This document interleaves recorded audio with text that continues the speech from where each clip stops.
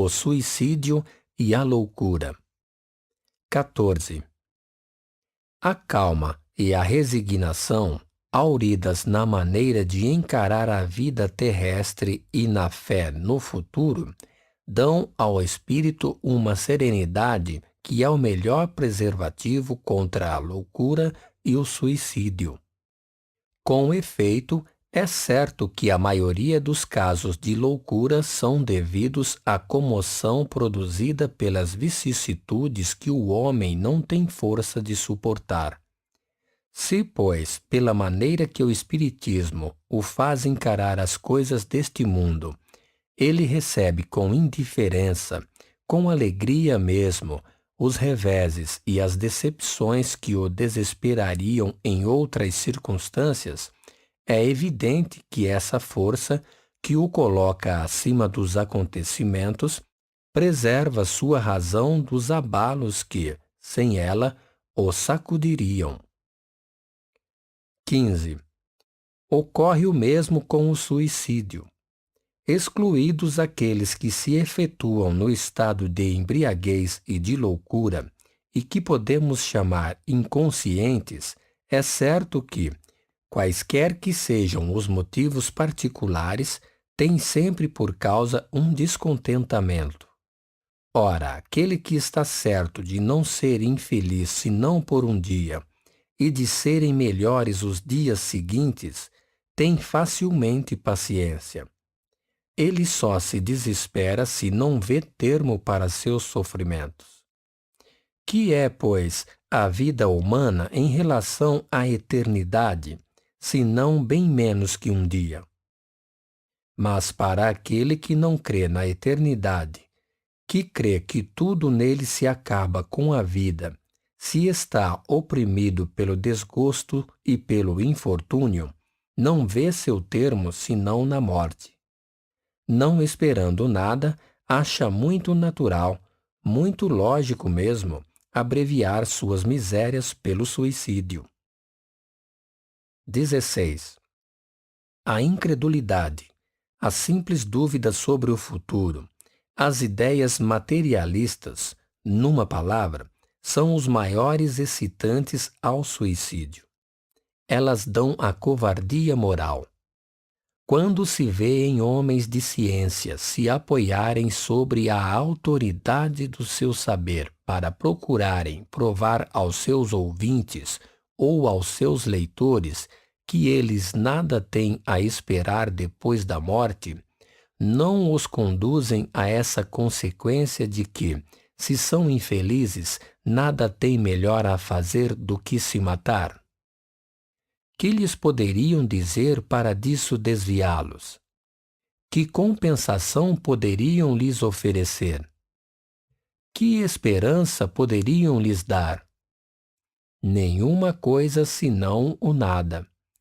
De onde é preciso concluir que se o nada é o único remédio heróico, a única perspectiva, mais vale nele cair imediatamente que mais tarde, e assim sofrer por menos tempo.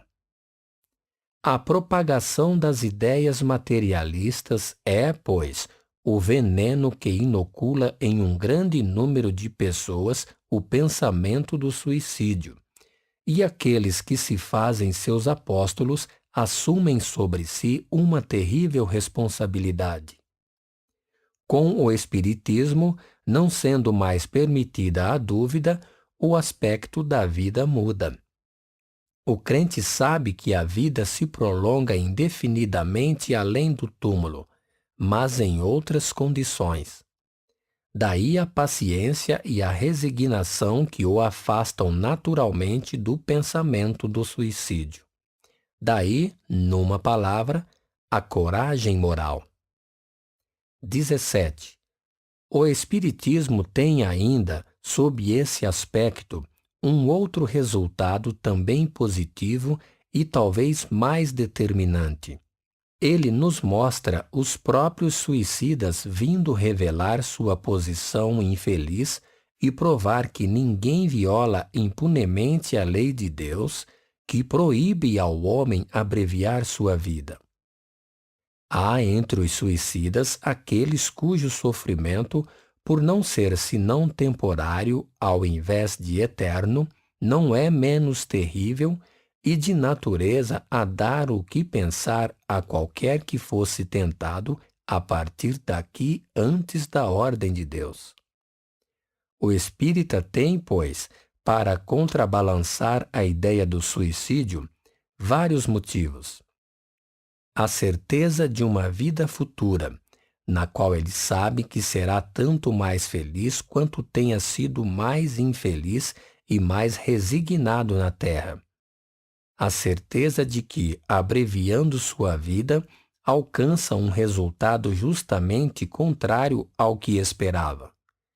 Que se livra de um mal para chegar a um pior, mais longo e mais terrível. Que se engana se crê, em se matando, ir mais depressa para o céu.